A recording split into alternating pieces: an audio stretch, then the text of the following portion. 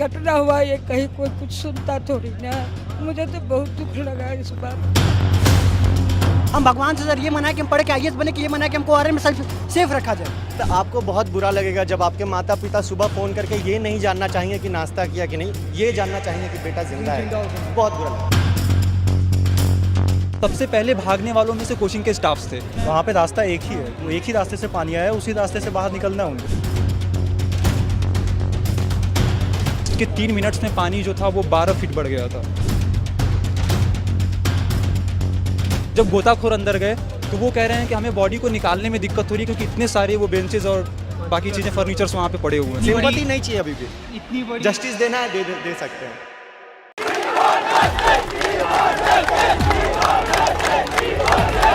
Melvin मेरा दोस्त था, केरला से था, यूपीएससी की प्रिपरेशन हम साथ में करते थे। आज हमें पता चला फोटो देख के कि मेलविन नहीं रहा। बहुत इंटेलिजेंट, स्मार्ट, वर्सेटाइल पर्सनालिटी होती है। एक्स्ट्रा करिकुलर एक्टिविटीज़ में भी बहुत एक्टिव था। कल उसका फ़ोन नहीं लग रहा था तो हमने फ़ोन ट्राई किया, मैसेज किया, बट रिप्लाई नहीं आया। मैं चाय के लिए फ़ोन किया उसको, बट वो उठाए नहीं। इंग्लिश इतनी अच्छी बोलता था कि ऐसे लगता था कोई मतलब बाहर का लड़का बोल रहा।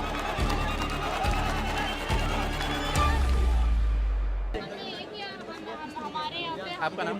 अनिकेत सिंह। अनिकेत, कल क्या हुआ है, अगर थोड़ा सा ब्रीफ बता दें हमारे दर्शकों को। अब एक्चुअल तो किसी ने देखा नहीं है अंदर, पर जितने भी रिपोर्ट्स आए उस हिसाब से कि पानी भरना शुरू है अंदर और वॉचमैन ने लाइट बंद की है और उसका जैसे ही लाइट बंद की फिंगरप्रिंट एक्सेस सिस्टम था तो डोर लॉक हो गया है और फिर वहीं से आगे जो हुआ है पानी भर गया है और फिर कोई एक रिपोर्ट के एक जन किसी के हिसाब से कि थार आई है वो ठुक गई है दरवाजे पे और पानी भरा तो दरवाज़ा टूट के बह गया, पूरा एक साथ फोर्स में पानी बह वहाँ डूब गए कि इलेक्ट्रोवेट हुए, नहीं पता किसी को एग्जैक्टली आइडिया। सब अलग अलग बातें बोल रहे, किसी को एग्जैक्ट पता नहीं है अभी तक कुछ डिटेल्स। कितने स्टूडेंट्स उस समय लाइब्रेरी में मौजूद थे, कुछ आइडिया है इसका? जो लाइब्रेरी से निकले हैं वो बोले थे 30 to 35 तक कुछ थे अंदर। आपका क्या नाम है? प्रशांत। प्रशांत, क्या लगता है ये इसके पीछे कौन जिम्मेदार है, किसको आप देखते हैं? प्रॉब्लम ये है यहाँ पे वाटर लॉगिंग की प्रॉब्लम। मैं यहाँ पे 2018 से हूँ। मैं यहाँ पे क्लासेस करता था, वाजिरा में मैंने क्लासेस की। तो मेरी ऑप्शनल की क्लासेस होती थी डोमिनोज वाली बिल्डिंग में। मेरी जीएस की क्लास होती थी वो सामने वाली बिल्डिंग में होती थी। तो क्लास ये होता था, मेरे 8:30 से 11 क्लास होती थी, 11 से 2 क्लास होती थी। अगर 5 में भी बारिश होती थी तो यहाँ पे पूरा वाटर लॉगिंग होती है।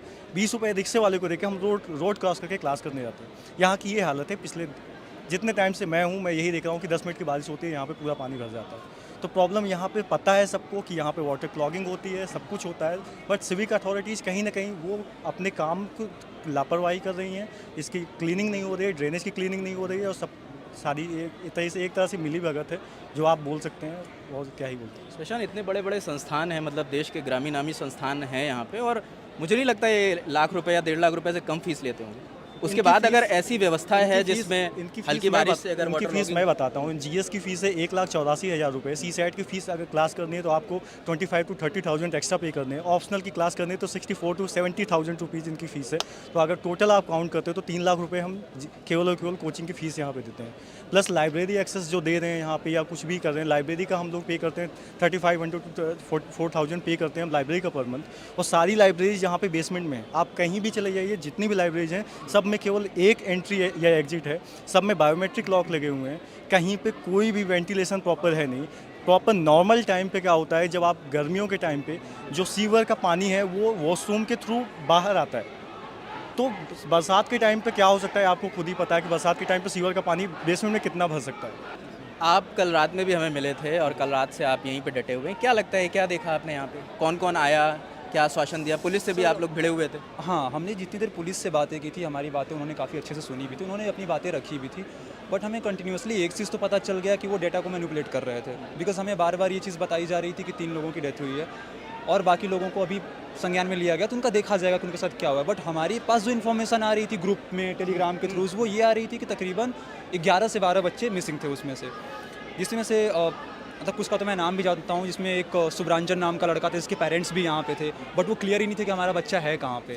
ना उसका डेथ क्लियर हुआ है, ना उसका मिसिंग कुछ ऐसा क्लियर हुआ है, उसके बारे में कोई इन्फॉर्मेशन नहीं है। 2 बच्चियों की जान गई है जो यूपी की थी। इन्हीं में जो 3 का आंकड़ा आ रहा है, इसमें एक बच्ची श्रेया नाम की है जो यूपी के अम्बेडकर नगर से है। उनके अभी रिश्तेदार की बाइट अभी NI पे चल रही है, न्यूज़ मीडिया पे चल रही है। तो उनका कहना है कि उन्हें जानकारी नहीं मिली है, किसी आधिकारिक व्यक्ति ने उन्हें जानकारी नहीं दी। वो रात में टीवी देख रहे थे जिसमें उन्हें इसकी जानकारी मिली, तो उन्होंने पुष्टि करी, तब वो यहाँ पे दे रहा हूँ। सुब्रांजन नाम का जो लड़का था, उसके पेरेंट्स रात में यहाँ पे आए, ठीक है। उनसे जब मीडिया वालों ने पूछा कि आपको किसने इन्फॉर्मेशन दी, तो उन्होंने बताया कि जब कोचिंग में ये इंसिडेंस हुआ था, सबसे पहले भागने वालों में से कोचिंग के स्टाफ्स थे, वो वहाँ से खाली हो गए, वो वहाँ से निकल लिए जो 70-80 लोग थे, बाकी सिर्फ बच्चे फंसे थे उसमें। अब उन पेरेंट्स को ये पता चला कि दोस्तों के थ्रू कि हाँ उनका बच्चा फंसा हुआ है अंदर, हालांकि वो मोबाइल लेके नहीं गया था, बेसिक प्रॉब्लम उसके साथ ये हो गई। लेके गया भी होता तो पानी में क्या ही काम करता, वो सबको पता है ये। उनको अभी तक ये इन्फॉर्मेशन नहीं मिली है कि शुभरंजन के साथ क्या हुआ है, ना ही ये लोग इन्फॉर्मेशन दे रहे हैं। आप लोगों को कैसे जानकारी मिली किसके बारे में? इस इंसिडेंट के बारे में? सर मैं तो अपने रूम पे था, देन तकरीबन अब मेरा रूम क्या है कि जहाँ पे ये इंसिडेंस हुआ है उसके जस्ट बगल में है, तो वो शोर शराबा बाकी चीज़ें होने लगी। क्या टाइम रहा होगा?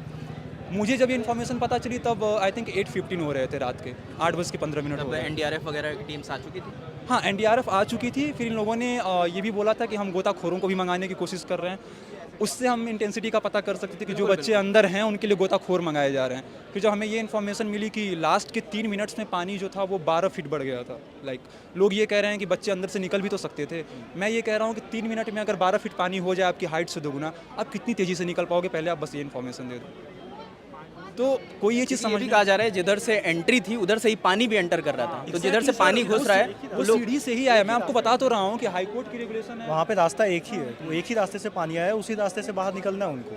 और प्रॉब्लम ये है कि मैं वो समझ सकता हूँ बिकॉज मैंने वहाँ पे टेस्ट सीरीज जाके लिखी हुई है उसी लाइब्रेरी में। हालांकि मैं उस लाइब्रेरी में नहीं जाता था, लेकिन मैंने टेस्ट सीरीज वहाँ से दी हुई है, तो मुझे पता है कि उनका इंफ्रास्ट्रक्चर कैसा था। इनफैक्ट जब गोताखोर अंदर गए तो वो कह रहे हैं कि हमें बॉडी को निकालने में दिक्कत हो रही है क्योंकि इतने सारे वो बेंचेज और बाकी चीज़ें फर्नीचर्स वहाँ पे पड़े हुए हैं। आप ऐसे माहौल को क्रिएट करते हो तो आप आके सामने आपको वो जिम्मेदारी भी उठानी चाहिए कि हाँ हमारी वजह से प्रॉब्लम हुई है।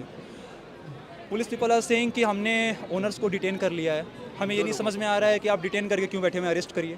पहले तो आप बेसिक डेफिनेशन समझा दीजिए हमें कि डिटेन करने का और अरेस्ट करने का मतलब क्या है ना। तो आप तो प्रॉब्लम को ऐसे रख रहे हैं कि हाँ फिर वही ये चीज़ है कि 550 करोड़ का टर्नओवर वाले मालिक 2 दिन में मामला दबा के खाली कर देंगे, दैट्स ऑल। किसी बच्चे की कीमत इतनी ही है लाइफ की यहाँ पे। एक बच्चे की कीमत ये है कि FIR हुआ पटेल नगर में, किसी को नहीं पता है कि उस FIR का क्या हुआ, किसके खिलाफ हुआ। सेम चीज़ें यहाँ पे होंगी, सुबह जाके FIR हुआ है, किसके खिलाफ हुआ है, किसी को कुछ नहीं पता। सो सरकार की मंत्री कह रही हैं, आतिशी कह रही हैं कि हमने मैजिस्ट्रियल इंक्वायरी सेटअप कर दी है और हम उस पर 24 घंटे के लिए अंदर उन्होंने जांच के आदेश दिए। वो तो सही, वो तो इंक्वायरी सेटअप करते रहेंगे, वो हो तो सही, कुछ भी बस इधर उधर बस बेवकूफ़ बनाने के लिए कुछ भी करते रहते हैं। क्योंकि ऐसी इंक्वायरी 22 तारीख को भी सेटअप हुई थी जब नीलेश राय का जानकारी मिली। फिर वो वही तो बोल रहा हूँ मैं कि इधर उधर बस बात घुमाने के लिए कुछ भी करते रहे, इंक्वायरी सेटअप करते हैं, फिर पुलिस को बुलाते हैं, ये करते वो करते। अगर इन्फॉर्मेशन ही देना था सभी बच्चों को इन्फॉर्मेशन दे, सभी लोग यहाँ पे लाइन में रात से खड़े हैं। आप पब्लिक के सामने ये तो रख सकते हो कि CCTV फुटेज ले सकते हो उस इंस्टीट्यूट का, इट्स नॉट वेरी डिफिकल्ट। अगर पुलिस कह रही है कि हम इंक्वायरी कर रहे हैं और CCTV फुटेज जब हम ट्रैक आउट कर लेंगे, पूरा क्रैकडाउन कर लेंगे केस, तब हम CCTV फुटेज टाइम देंगे। लगता है CCTV फुटेज निकालने में? आप देखो कब इंसिडेंट हुआ है, और आप हमें ये तो बता सकते हो कि भाई कितने स्टूडेंट आए थे, कितने उस टाइम पे पढ़ रहे थे, वो इंसिडेंट हुआ कैसे, आप इतना चीज़ें हाइड आउट क्यों कर रहे हो? दूसरी बात, जो IPS ऑफिसर्स यहाँ पे आए थे वो ये बता रहे थे कि भाई 3 डेथ हुए हैं, 4 डेथ हुए हैं, जबकि डेथ का एग्जैक्ट टाइम, ऐसा लॉ है कि हमारा रूल है कि जिस टाइम पे डेथ हुआ है वो एग्जैक्ट टाइम पे अनाउंस करना आपको बनता है। तो अब अगर आप चीज़ें हाइड कर रहे हो, इससे पब्लिक की ट्रस्ट और ब्रेक होगी ना आपसे। फूड वालों को ऐसे प्रोटेक्ट किया जा रहा है, आप देखो कितनी हाई लेवल की सिक्योरिटी है, स्टाफ बिल्कुल सब गायब।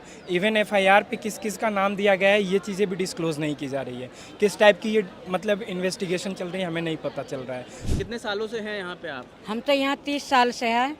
और आपने तो इस ORN में लोगों को बसते देखा होगा, इन संस्थानों की बड़ी बड़ी बिल्डिंगों को बनते देखा होगा अपने सामने। हाँ, ये सारे बिल्डिंग सब मेरे सामने बने हैं जी।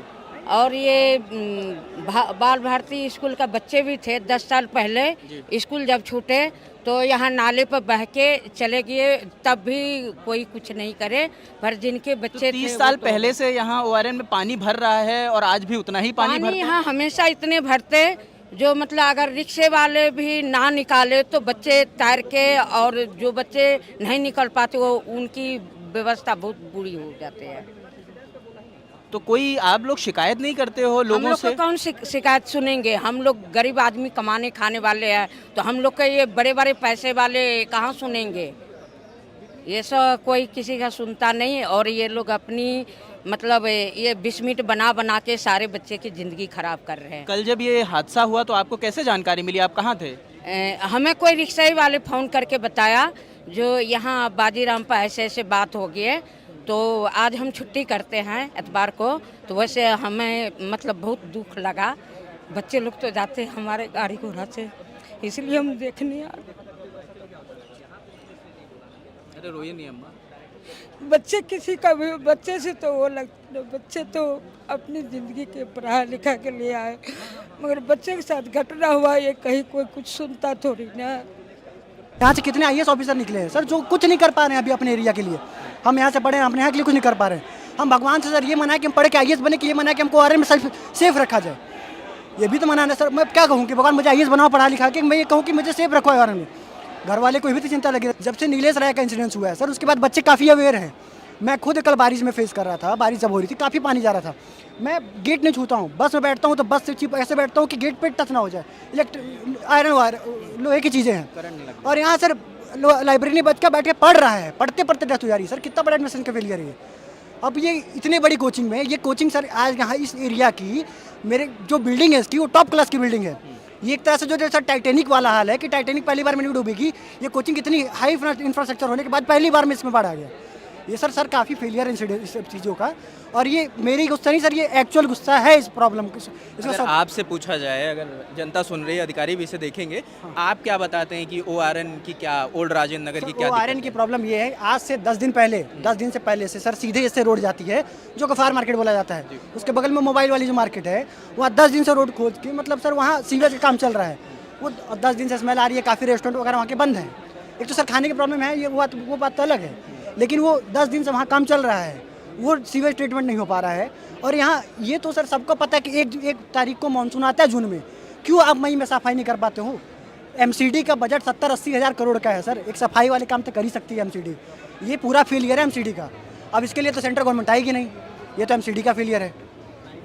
और सर इसमें काफ़ी अभी भी आप देख सकते हैं कि कितनी गंदगी यहाँ पे दिख रही है।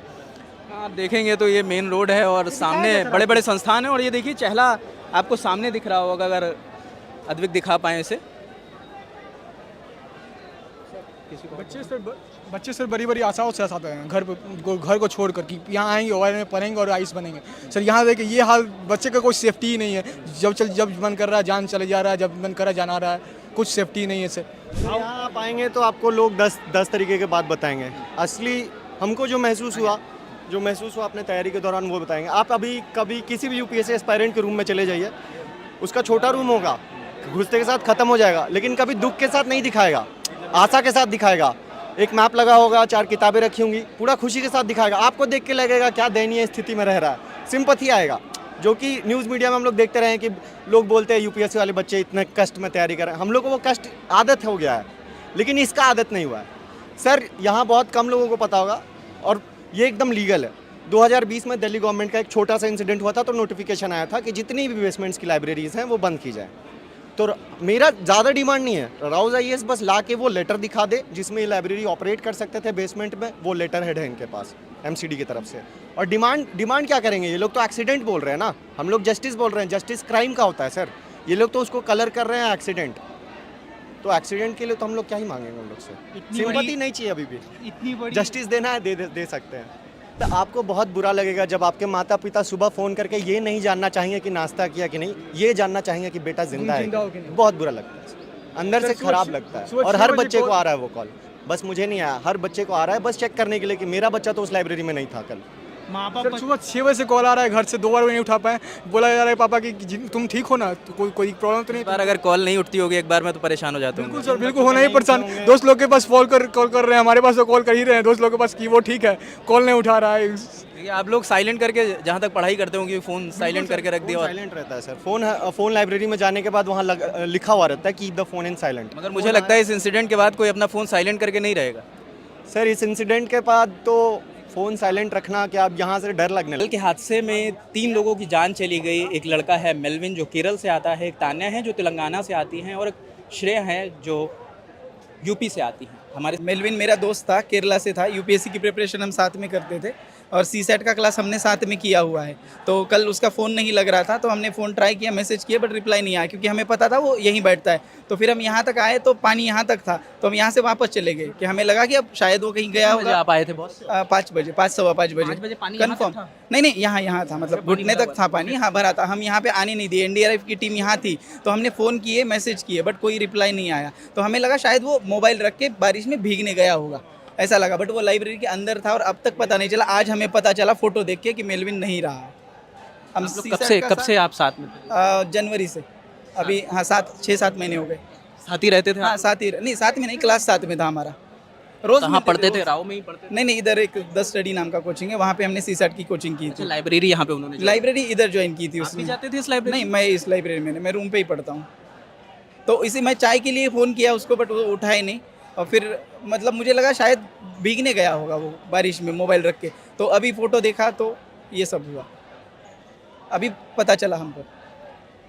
कैसे पता चला? किसने जानकारी दी? वो टेलीग्राम पे फ़ोटो आया तब पता चला। और उसके परिवार का कोई कांटेक्ट नंबर हमारे पास नहीं है। तो अभी तक उनके परिवार को जानकारी पता नहीं नहीं है कि नहीं, शायद न्यूज़ के माध्यम से पता चल गया होगा। बहुत इंटेलिजेंट, स्मार्ट, वर्सेटाइल पर्सनालिटी होती है ना। एक्स्ट्रा करिकुलर एक्टिविटीज़ में भी बहुत एक्टिव था। क्या एज रही होगी? 24 24। पहला अटेम्प्ट था उनका? हाँ, अभी देने ही वाला था जस्ट। ये पहली बार तैयारी कर रहे थे? यस, इस बार दे दिया था। बहुत इंटेलिजेंट था, मस्त एकदम। इंग्लिश इतनी अच्छी बोलता था कि ऐसा लगता था कोई मतलब बाहर का लड़का बोल रहा है। मतलब हर चीज़ में इंटेलिजेंट, स्मार्ट, हर चीज़ में अच्छा था। जेन्युइनली बोल रहे हैं हम, बहुत ही ज़्यादा हार्ड वर्किंग भी था। सीसैट का क्लास में इतनी क्वेरीज पूछता था, हम खुद बोलते थे इतना क्या तू टेंशन ले रहे हैं, बट जब तक सॉल्व नहीं हो जाती तब तक पूछता रहता था। क्लास के बाद भी टीचर से मिलता था, टीचर भी बोलते थे कि अरे मतलब इतना मतलब झक्की लड़का है, अच्छा है, मतलब कि जितना जब तक उसका समाधान नहीं हो जाता तब तक पूछता था क्वेश्चन। बहुत है सर ऐसे। अभी लड़की ने भी सुसाइड किया, वो बाहर आया ही नहीं, हमारे घर के बाजू में ही किया। अंजलि गोप नारायण नाम है उसका, महाराष्ट्र की, अकोला की। तो उसने सुसाइड कर लिया। रेंट, ब्रोकरेज, एग्ज़ाम से पहले उसको बोला कि रेंट बढ़ा के दे दो वरना फिर रूम खाली कर दो। एग्जाम के पहले दिन कैसे? एग्जाम के पहले दिन 3000 रुपये रेंट बढ़ाने के लिए कहा। और 18,500 का रूम था ऑलरेडी, छोटा सा वॉशरूम की तरह ही रूम होता है, इतना छोटा।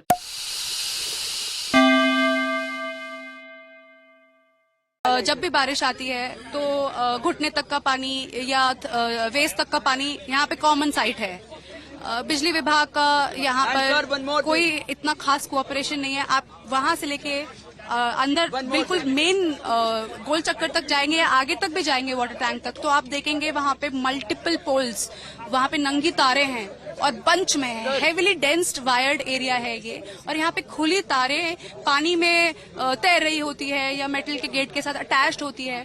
तो इसका खामियाजा हम भुगत रहे हैं। ये सारी चीजें तो सुपरफिशियल लोगों को दिखती नहीं है जब तक इतने बड़े कांड नहीं हो जाते, बट ये प्रॉब्लम्स जेन्युइन है। दूसरा, एमसीडी इतना बड़ा सीवेज प्रॉब्लम है। हर बेसमेंट में लाइब्रेरी है। जब भी पानी आता है, जब भी बारिश होती है, जो वाटर लॉगिंग होती है और जो सीवेज है वो वॉशरूम के रास्ते से बैक मारता है। तो ऐसे में अगर बहुत हैवी रेनफॉल होगी तो it is quite I would say viable कि पानी बिल्डिंग के अंदर बाहर से भी एंटर होगा और जो सीवेज बैक अंदर से मार रही है वो भी होगा। तो इन हालातों में तो हम स्टूडेंट्स ही जो वो हो रहे हैं। और आप देखिए मल्टी स्टोरी बिल्डिंग्स बनाई हुई है, no fire exit, no emergency exit. इतना 3 लाख रुपया पर हम स्टूडेंट से आप ले रहे हैं, आपने शीशे की बिल्डिंग बना दी है। स्टूडेंट की जो बेसिक सेफ्टी है उसको कौन ध्यान में देगा? काउंसलर को 10 से 12 दिन पहले बार बार बोला गया कि ये जो ड्रेनेज हो गया है, खराब हो गया है, इस ड्रेनेज को ठीक कीजिए, लेकिन कोई कार्यवाही नहीं करी गई। जो बच्चे डूब के मरे, तड़प तड़प के मरे, उनके परिवार को कौन जवाब देगा और क्या जवाब देगा? रात से बच्चे यहाँ पे खड़े हैं, प्रोटेस्ट कर रहे हैं, और अभी तक एमसीडी का कोई भी, ना तो मेयर आई, ना कोई अधिकारी आया, और दिल्ली सरकार का भी ना तो मंत्री आए ना अधिकारी आए। इनका बस काम ये है कि ये एयर कंडीशन रूम में बैठ के प्रेस कॉन्फ्रेंस करेंगे। मेयर ने तो अभी कुछ दिन पहले ये कहा था मॉनसून आने वाला है, दिल्ली वालों एंजॉय। ये है एंजॉयमेंट। शर्म आनी चाहिए, तुरंत इन सबको यहाँ आना चाहिए।